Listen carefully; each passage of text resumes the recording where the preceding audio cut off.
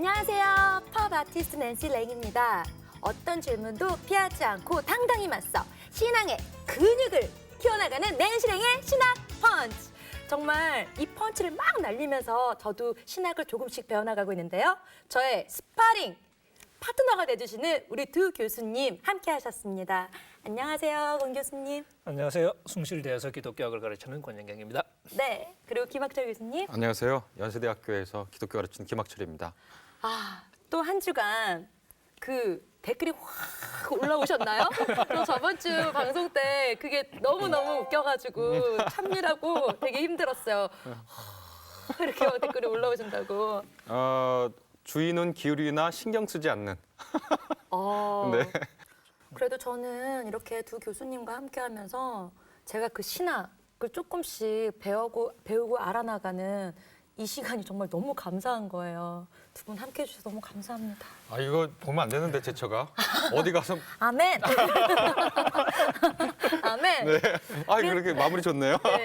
이게 신약하면 어쨌든 성서고 성경이랑 가장 밀접하잖아요. 성경이죠. 예. 그렇죠. 그리고 두 교수님 아시다시피 제가 성경을 한 번이라도 통독을 하려고 되게 노력 중인데 그러면 1년에 한 번 통독을 하려면 하루에 7장을 읽어야겠더라고요. 그럼 7장. 개선 잘하시네. 네? 개선 잘하셨어요. 미리 한 번 해봤어요. 저번에 네. 좀 산수 약하시던데. 네. 네. 사지 못해요. 그래서 어쨌든 1년 하려면 그 7장씩 읽어야 되는데 이게 7장도 쉬운 건 아닌 것 같아요. 쉽지 매일 않죠. 쉽지 읽자면. 않죠. 네, 그래서 두 교수님한테 여쭤보고 싶어요. 먼저 권 교수님. 예. 성경이 정말 어렵잖아요, 교수님. 그냥 말 예. 자체가 어려워서 혼자 읽기가 힘들어서 예. 제가 이제 서점 가면은요. quiet time이라고 큐티 책들이 있어서 예. 월마다 그걸 가지고 저도 이렇게 한 적이 있어요. 그날에 1일, 2일, 3일, 4일 이렇게 돼가지고 그 읽고 또 그 읽는 거에서 또 말씀을 적용하라는 부분 어떻게 적용했나 그거에 대해서 또 예. 이렇게 쓰기도 하고 이 큐티 책에 대해서는 어떻게 생각하세요? 저도 사실 큐티 책을 활용을 하는데 성경 읽기를 굳이 구분하자면 성경을 이해하기 위해서 공부하는 읽기도 있을 테고 네. 기본적으로 이해한 것을 전제하고 그것을 지금 나에게 적용하는 보통 우리가 큐티라고 말하는 것은 네. 그 작업을 하고 나서 이 말씀을 통해서 하나님이 지금 오늘 나에게 무슨 메시지를 주시나 그렇죠. 무슨 말씀을 네. 주셨나 그걸 찾고 싶은 묵상하면서 또 적용하라고 그러잖아요. 네, 자꾸 그렇죠. 오늘 네. 하루 이 말씀을 그러니까. 가지고 적용할 때도 있는데 지금 나에게 주시는 말씀을 이제 찾고 싶은 거죠. 네, 네, 적용 내 안 삶에. 될 날도 있잖아요. 안 되기도 하겠죠. 여기에 조금 이렇게 압박 같은 것도 예. 있고 지금- 왠지 없으면 성령 안 받은 나만 안 받아서 적용이 오늘 안 하나님은 되나? 내게 말씀 안 해주시네. 나한테 막 이러면서. 말하고 다른 분들한테는 성령 주셨구나. 막 이런 생각, 오늘 별의별 장사 생각이 다 망했다. 들어요. 뭐 이런. 네, 이제 제가 쓰는 표현 중에 하나가 이제 우리 한국 교회 사실 큐티하는 건 아주 긍정적인 거라고 생각해요. 왜냐하면 기본적으로 교회가 성경 말씀을 하나님의 말씀으로 고백하고 하나님의 말씀으로 고백하는 것은 하나님이 이 성경을 통해서 나에게 메시지를 준다고 생각하는 거거든요. 그렇죠. 그리고 그 메시지를 통해서 지금 내 삶에 필요한 말씀을 받는 건 지극히 긍정적인데 문제는 뭐냐면 우리가 성경을 읽고 이제 적용을 하려면 사실 하나님이 직접 내 귀에다 대고 속삭여 주신 말씀이라면 그냥 네 하고 그냥 적용하면 되는데 그렇죠. 2000년 전에 바울이라는 사람이 갈라디아라는 교회에 있는 사람들에게 거기 문제가 있어가지고 할례와 관련된 그 문제 해결하느라고 쓴 편지가 갈라디아서예요. 그걸 내가 큐티를 한단 말이죠. 네, 그걸 지금 나에게 하나님이 하시는 것처럼 읽으면 이상한 오해가 생기겠죠. 그렇겠죠. 그래서 우리가 뭘 해야 되냐면 기본적으로 원래 맥락에 대한 이해를 일단은 해야 되고 네, 그러고 나서 그러면 그 메시지가 지금 나에게는 어떤 의미가 있을까를 또 따져야 되겠죠. 그런 절차가 좀 귀찮잖아요. 귀찮으니까 어떻게 그냥 바로 내게 주시는 말씀처럼 읽고 싶은 거죠. 그래서 시편 많이 읽어요. 시편은 그나마 상황이 조금 근데 시편도 적용하기 힘들어요. 내 원수의 머리를 바위에 지지기세요. 이런 시편도 있고 그 보면은 복수를 내 원수를 다 죽여주세요. 나한테만 상을 주세요. 이런 어떤 네. 아주 시인의 저자가 그 곤경에 처했을 때 울부짖는 내용들이 있는데 그것도 사실은 딱딱 적용하기. 지금 제일 큰 죽이는 문제가 건가? 본래 맥락을 무시하면 자기 마음대로 의미를 만들어낼 수 있다는 게 문제죠. 그렇죠. 이게 그냥 사적인 대화 같으면 뭐 자기가 좀 오해도 괜찮지만 문제는 이게 하나님의 말씀이라고 고백하고 하는 거거든요. 결과적으로 조금 어려운 표현 하나를 쓰자면 이제 제가 해석학적 우상숭배라는 표현을 써요. 아, 어렵다. 해석학적 우상숭배. 우상숭배. 네. 결과적으로 오, 뭐가 되냐면 재밌다, 재밌다. 자기 생각을 네. 결국은 하나님의 말씀으로 둔갑시키는 거죠. 왜냐하면 성경 말씀 굉장히 읽었어요. 위험한 지점이에요. 성경을 읽었는데 그걸 네. 내 마음대로 읽었어요. 네. 근데 어쨌든 내가 이 메시지를 성경에서 받았다고 생각을 해요. 사실은 내 생각인데. 근데 이게 하나님의 말씀이라는 권위가 입혀지잖아요. 네. 결국은 내 생각이 하나님의 말씀이 되는 거죠. 결국은 우상숭배가 되는 거죠. 성경 읽기 차원에서 벌어질 수 있는 우상숭배. 권 교수님도 네. 그런 적 있으세요? 저도 그런 실수하죠. 사람은 오. 누구나 자기 관점에서 출발할 수밖에 없기 때문에 네. 다 자기 입장에서 생각하겠죠. 아내하고 대화할 때도 내 마음대로 생각하겠죠. 아내는 내 말은 그런 뜻이 아니고 라고 해명을 하겠죠. 마찬가지로 성경도 내가 쓴 일기책이 아닌다면은 하나님의 말씀이니까 내 말은 아니잖아요. 그러니까 이해하는 데 시간이 걸리거든요. 네. 노력이 좀 필요하단 말이에요. 근데 그게 귀찮아요. 그럼 내 마음대로 하겠죠. 그러면 오해가 자꾸 벌어지겠죠. 그래 놓고서는 하나님이 나에게 이렇게 말씀하셨다라고 얘기하면 권위는 하나님의 말씀으로 권위는 실렸는데 사실은 자기 욕심이고 자기 생각이란 말이죠. 아주 치명적인 결과가 생길 수 있는 거죠. 그 성경 잘못 읽었다가는 정말 큰일 나겠네요. 아주 그 성경 잘못 읽어서 이상한 사례들도 많고 또 그러니까 어떤 그 공 교수님이 말씀하신 그런 어떤 힘들어요. 사실은 성경을 저 같은 공 교수님 같이 성경을 오래 연구하려고 하는 사람들 얼마 안 했지만 앞으로도 오래 연구하려고 하는 사람들은 그 사람들도 좀 했는데 그냥 조금 했다고 겸손하세요. 겸손하게. 그 사람들도 읽다 보면 이게 무슨 말이었지? 하고 다시 찾아보거든요. 네. 다시 뭐 마태복음서 제가 전공했다고 그랬는데 마태복음서 읽을 때 아직도 이게 이런 뜻인가 저런 뜻인가 잘 모르게 생기거든요. 네. 그러면 다시 찾아보고 다시 생각해보고 예전엔 이렇게 생각했는데 이 본문에 대해서 생각이 바뀐 것도 있어요. 그러니까 이게 얼마나 힘든 작업이에요. 성경을 이해한다는 게. 그렇죠. 근데 그냥 본문을 딱 앞에 펴놓고서 무조건 읽는 거죠. 이런 거 보면은 정말 그 큐티를 좋아하시고 사랑하는 분들에게는 좀 죄송한 말씀일 수도 있지만 어떨 때 보면 오늘의 운세 읽는 듯이 읽어요. 네. 성경에 신문에 오늘의 운세 나오잖아요. 네. 동쪽으로 가라. 귀인을 만날 것이다. 나에게 오늘 주신 동쪽은 어디인가? 저 갑자기 생각나요. 저 성경 딱 놓고요. 쫙 펴지. 네, 길을 막 이렇게 기도를 기도 응답해 세게. 주세요. 응답하라고 딱 펼쳤는데 딱 꽂히는 말씀이 있으면 하나님이 말씀 주시는구나. 근데 딱 했는데 너무 좀 네거티브한 게 보이면 다시 다시 하죠. 펼쳐요. 다시 왜냐면 닫고 좋은 데를 나올 때까지. 네. 또 하고 그럼요. 또 아니면 또 다시 펼치고 점집에 가서 마음에 안 들면 다른 집 가잖아.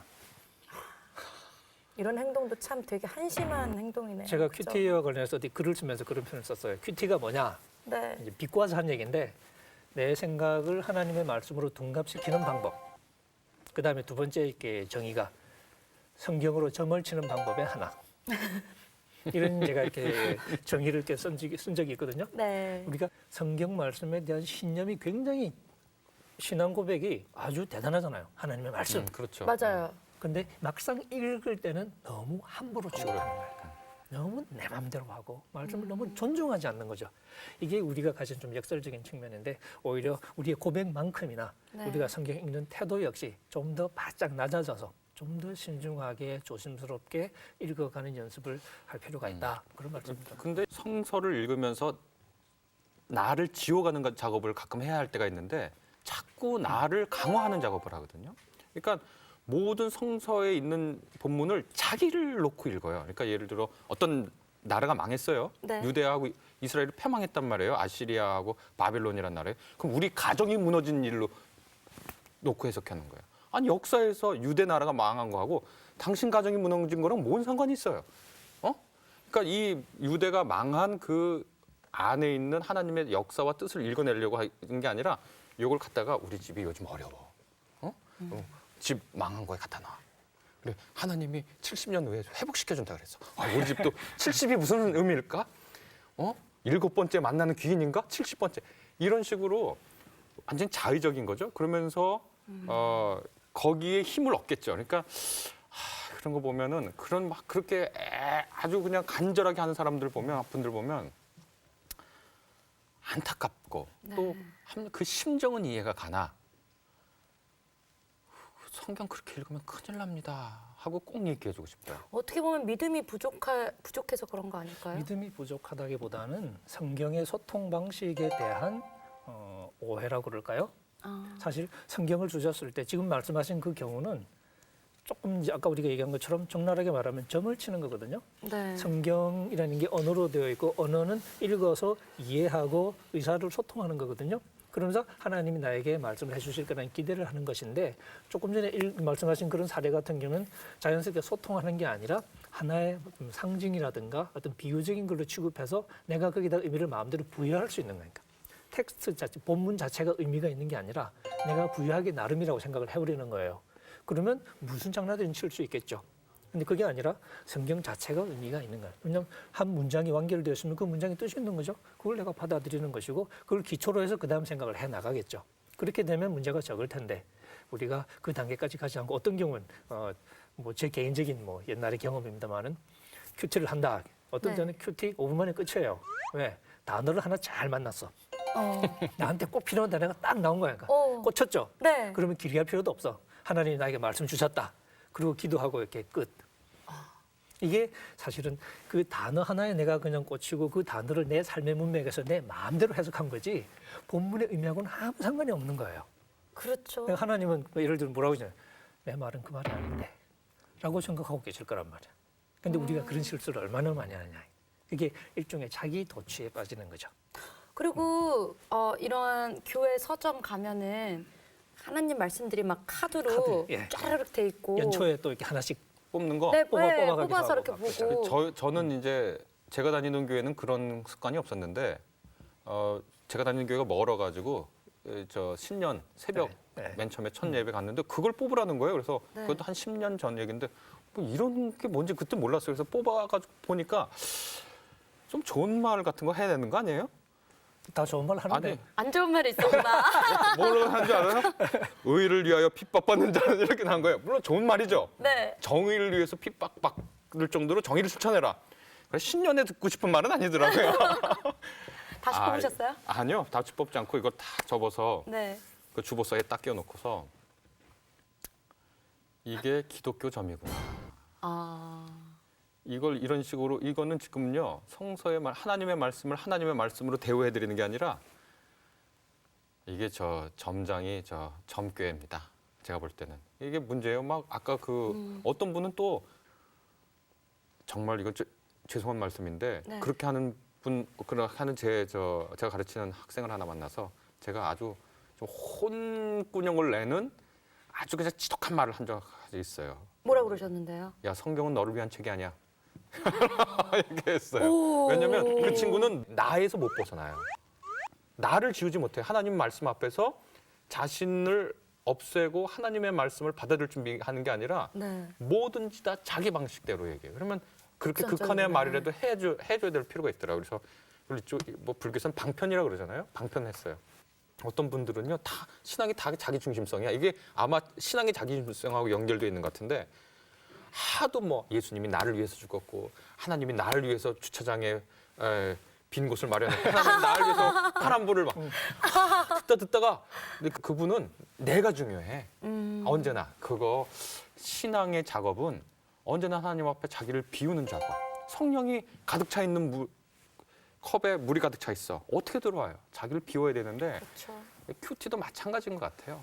큐티가 조급증과 자기 이기성이 계속 있으면 그건 읽으나마나 소용없다. 이거 좀 너무 심한 아니, 말인가 또? 일단은 아까 지금 잠깐 말씀하신 것처럼 성경은 너를 위한 말씀이 아니다라고 얘기하셨는데 저도 그런 표현을 쓸 때가 있어요. 우리가 성경을 하나님의 말씀으로 제대로 읽기 위해서는 일단은 성경을 사람의 글로 잘 읽을 수 있어야 된다. 그런 표현을 쓰기도 하고 하나님이 내게 주시는 말씀으로 내가 받아들일 수 있기 위해서는 일단은 나하고 상관없는 말씀으로 읽을 수 있어야 된다. 갈라디아서를 바울과 갈라디아 교인들이 주고받는 이야기로 1차적으로 이해를 하지 않으면 제가 제대로 이해를 못한 거예요. 네. 제대로 이해 못한 거를 내 마음대로 갖다 쓸 수는 있지만 내가 제대로 적용할 수는 없어요.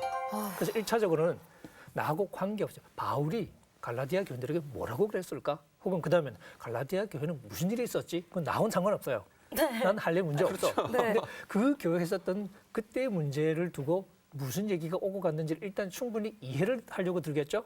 그러고 나서는 그 상황을 놓고서 바울이 했던 얘기가 있죠. 복음을 기초로 해서 바울이 교인들에게 열심히 얘기한단 말이죠.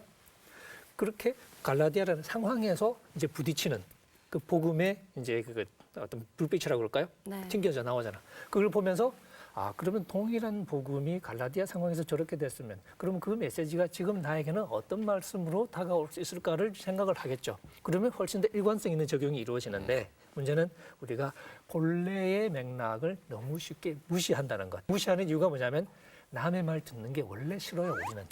원래 힘들죠. 이기적이어서. 쉽진 않죠. 그래서 아까 성령의 인도를 제가 말씀드릴 때도 그 우리의 이기적인 태도를 일단은 깨트리고 다른 사람의 말, 하나님의 말씀이니까 얼마나 오죽이나 하겠어요.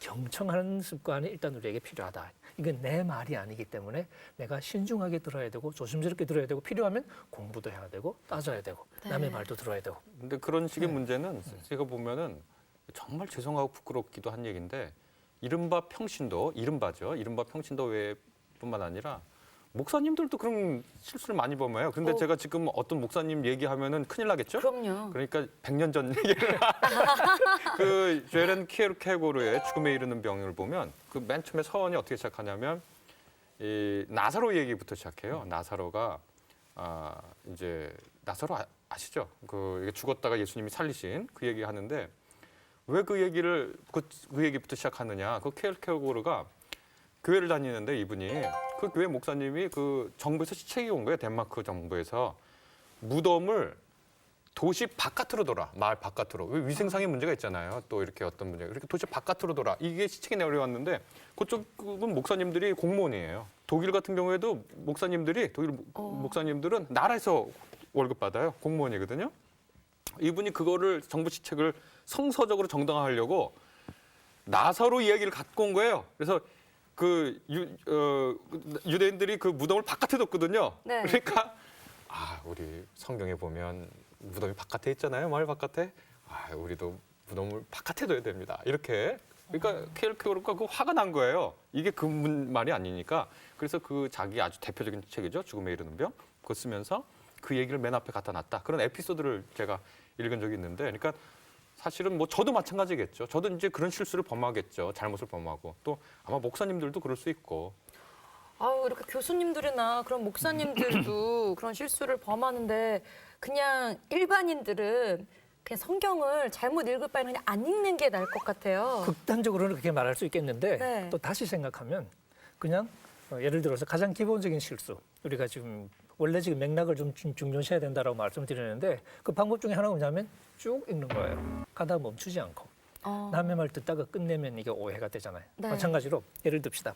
우리 목사님들의 설교를 한번 쭉 이제 검토를 해보면 자주 설교하시는 본문 중에 하나가 이사야 5장에 보면 포도원의 노래라는 게 있어요. 포도원 심었는데 아주 이렇게 온갖 지극정성을 다 했는데 그래서 좋은 포도가 이렇게 열리기를 바랐는데 며칠 후 보니까 들포도네.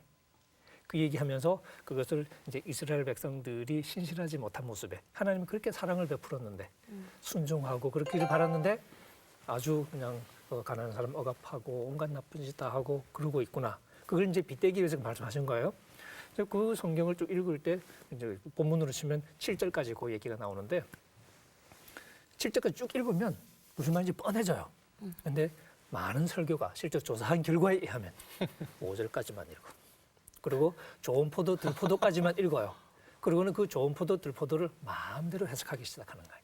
근데 성경 본문에서 좋은 포도는 순종, 공의, 네. 들포도는 어떻게 보면 이렇게 불의, 착취 이런 거거든요. 거기까지 7절까지만 읽으면 되잖아요. 그렇죠. 그게 안 되는 거예요. 유명한 말이 있어요. 성경에는 하나님이 없다라는 말이 있다. 그게 무슨 소리야? 놀라셨죠? 오래된 얘기예요. 그러니까. 이게 무슨 말입니까?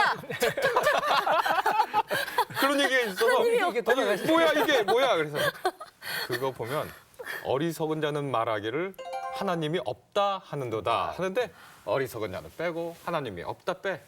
와, 그건 하나님은 너무한다. 아유, 근데 이런 것들이요. 와. 너무하죠? 네, 아예 그런 것들 이거는 우리 엄청 많이 해요. 완전히 예를 들어 그냥 에디팅 편집을 해버린 거잖아요. 이런 식의 실수들이 많이 벌어지는데 이런 식의 실수를 깜짝 놀랐어요. 없다. 그래서 성경이. 이런 식의 실수를 하게 만드는 동기는 결국은 우리의 욕심이거든요. 네. 내게 편리한 메시지가 나올 것 같으면 그렇게 하는 거예요. 예를 들어 뭐 내 시작은 미약했었는데 나중에 창대하리라. 그럼 뭐 무슨 식당 열고 들어가면 맨날 있잖아요. 맞아요. 그거 잘 읽어보세요. 그 누가 한 말인지, 어떤 맥락에서 한 누가 말인지. 했어요? 그거 욥기에 나오는 거거든요. 네. 욥기에 수아 사람 빌닷일 겁니다. 제 기억으로는 빌닷이라는 그 욥의 친구가 와가지고 욥은 고통당하고 있어요.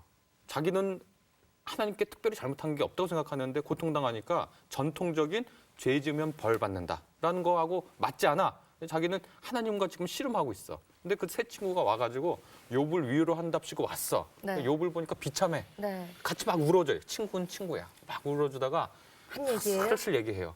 야, 너 죄졌지? 회개해. 하나님의 뜻이 있겠지. 있어. 하나님 괜히 그러시는 분 아니잖아. 그렇게 그러면서 이제 막 얘기하면 그 위로를. 너 근데 죄진 건 좀 있자. 그거 회개해야 된다. 그러니까 욥이 없어. 나 예전하고 똑같이 하나님 옆에 정직하고 순전했고 우리 애들 다 번제드리고 다 그랬어.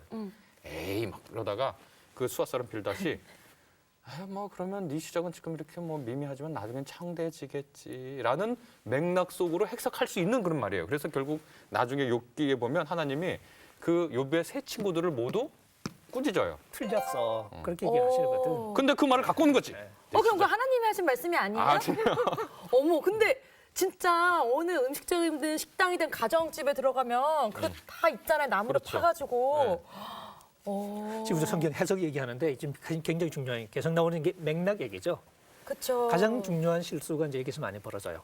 맥락을 모르면 의미를 오해하게 되는 거죠.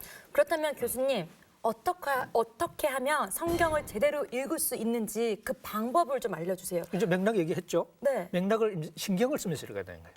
신경을 지금 쓰면서? 제가 이렇게 그 이런 강의나 이런 걸 하면서 이제 많이 하는 얘기가 우리 교인들 중에 많은 분들 혹은 목회자들도 어느 정도는 마찬가지인데 우리가 성경 읽는 방법을 성경 읽는 태도를 이제 한마디로 묘사하면 끊어읽기.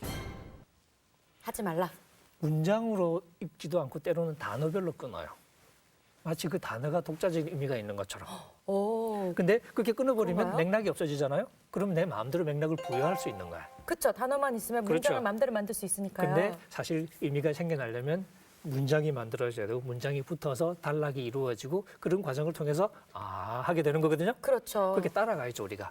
그래서 일단은 조금 길게 읽는 연습이 필요해요. 맥락을 우리가 파악을 해야 된다. 맥락을 파악하지 못하면 많은 실수가 생기는데 번역이 좀 어려워서 맥락 파악이 어려운 경우도 있어요. 어려워요. 그래서 요새 나온 조금 더 평이하게 읽을 수 있는 번역들이 좀 있거든요. 맞아요. 그런 것들을 같이 보는 것도 상당한 도움이 된다. 그러면서 어쨌든 전체적인 맥락이 무엇일까 하는 질문을 던지는 게 가장 중요하다. 그 아주 네. 뭐 그런 예는 끊임없습니다. 뭐 내게 능력 주신 자 안에서 내가 모든 일을 할 수 있다. 맞아요. 그 얘기가 아닙니다. 그게 아니죠. 그럼 뭐예요? 경상도에서는 어떡하죠? 그럼 뭐예요? 그러면 가가. 내게 능력 주시는 아니다. 자 안에서 하나님 예수님 말씀한 거 아닌가요? 그분 안에서 꼭 앞에 보시면 알죠. 앞에 보면 나옵니다. 다음 기회에 하죠. 그거 뭐 길게 그리고 알겠습니다. 기니까 그, 내게 능력 주신 결국 하나님이 하신 말씀은 아니에요, 성서. 짧게 설명해서 말 나온 김에 네. 내가 가난한데도 잘할 수 있고 부유한데도 잘할 수 있고 그 얘기 나오는 거 아시죠? 네. 내게 능력 주신 자에서 내가 모든 걸 할 수 있다. 배부르거나 둘 다. 굶주리거나 풍족하거나 궁핍하거나 나는 그러니까- 모든 그러니까 상황 속에서 자족하는데 필요한 능력을 주님께서 주시고 주님의 능력 안에서 내가 자족하면서 네. 내가 지낼 수 있다 하는 아주 심오한 신앙 고백입니다. 아. 욕심 부리는 말이 아니고. 모든 걸 할 수 있다 그러니까 와 나도 그러면은 아이언맨이 된 것 같은데. 그렇죠. 저는 아이돌로 저는 아이돌로 해주시고 그런데 그렇게 이제 아까 말씀하신 대로 욕심과 조급함, 네. 자기중심성 아마 그런 거 아닌가 싶어요. 그래서 제가 이 방송 오기 전에 나는 성경을 어떻게 읽나 보니까 우선 딱 책상에 앉아요. 네? 책상에 앉아 그 자세히 얘기해 드릴게요. 예, 해주세요. 그 컴퓨터를 켜요.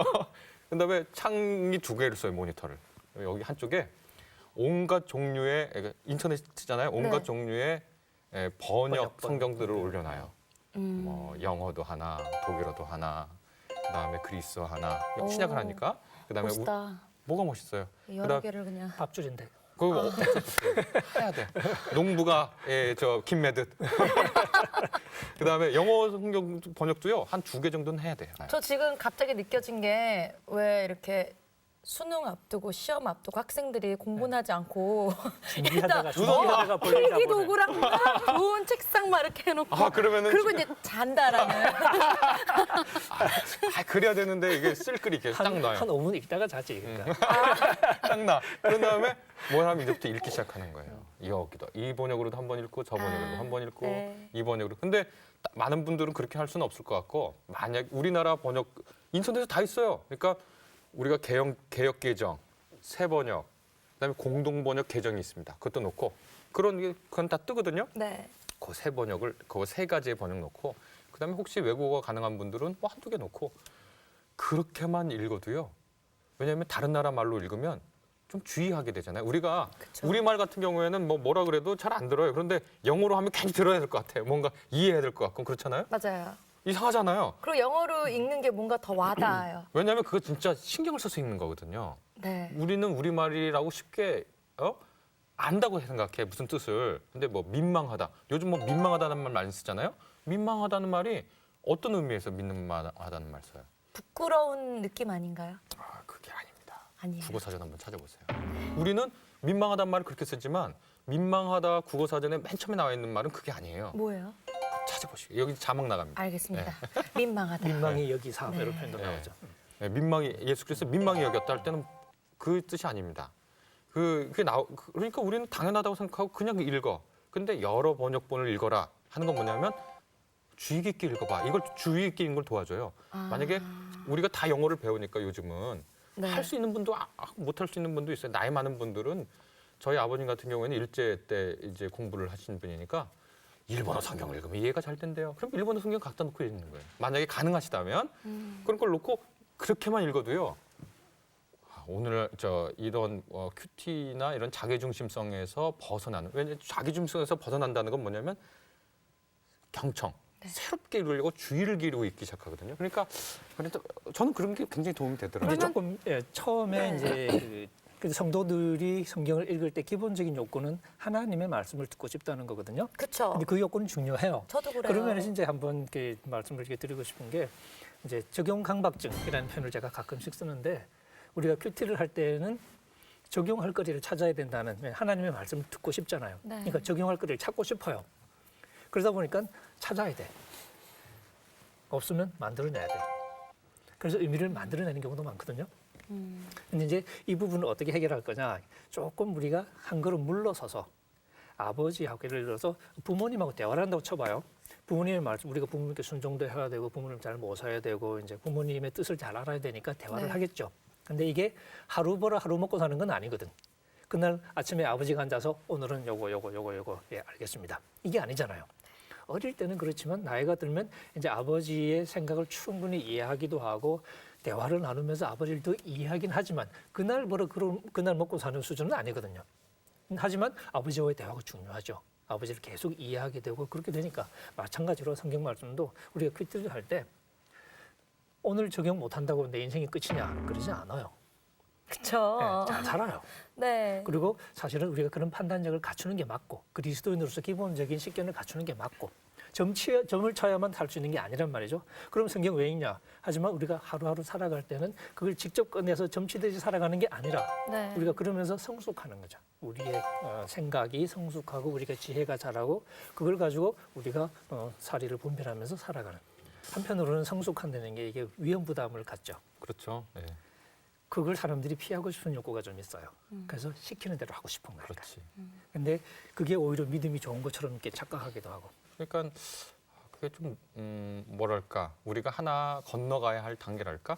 우리 성경 어떻게 하면 잘 읽냐 그런 얘기 했는데 맥락 얘기하고 네. 그다음에 단어도 새롭게 찾아봐야 하고 또 뭐 사실은 공부를 해야 돼요.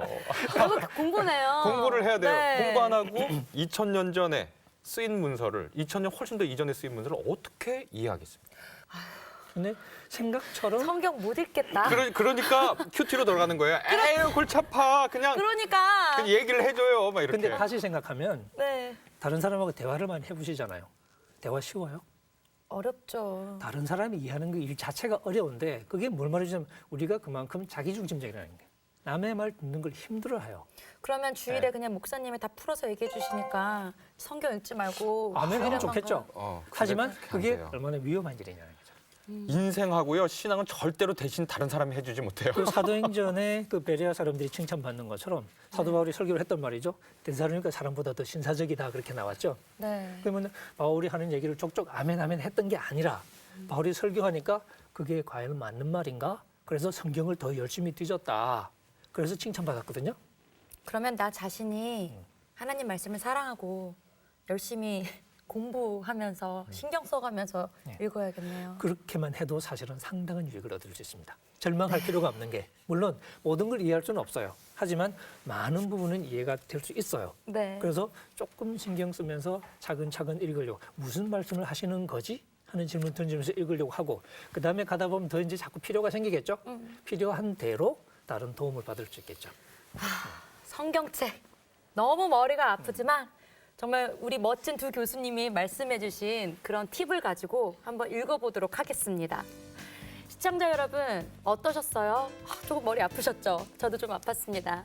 하지만 궁금한 게 있으면 참지 말고 낸신의 신학펀치 게시판에 마구마구 올려주세요. 어떤 질문도 피하지 않고 신학의 근육을 키워나가는 낸신의 신학펀치. 오늘은 여기서 마치겠고요. 우리는 또 다음 시간에 만나요. 앙!